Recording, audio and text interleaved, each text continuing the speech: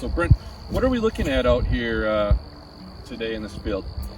Well, today we're in a field of stencil farms. You can kind of see a little bit of streaking here. So they've had, this was a field of winter wheat, and they applied manure on this one here, and they incorporated it. What they've chosen to do in this particular field here is they've planted barley here. So there's a couple options with that. Potentially they could take this for forage if they wanted to, or they can just leave it and then feed the soil here throughout the winter. So barley, the roots on barley are, fantastic for building soil health, and you're kind of doing a little bit of digging out here. And what were we seeing?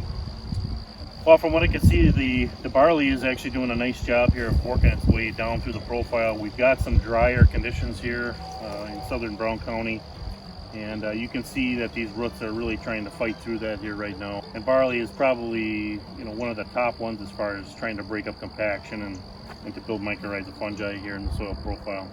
Yeah, so we had a little bit of compaction when we were doing some digging out here, but like Brent said, those roots, that's the action we want to try and break up that little bit of compaction that we were seeing out here. And something to be paying attention to is if we do have really dry conditions here through this fall and winter and moving into early spring.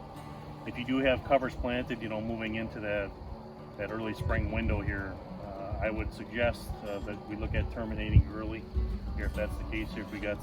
If we don't build this subsoil moisture, we're going to be needing to take a look at that pretty hard early on. I would agree. I mean, some of the models out there call them for a drier winter and a warmer winter, and so we may be starting out behind the 8 ball next spring in regards to moistures.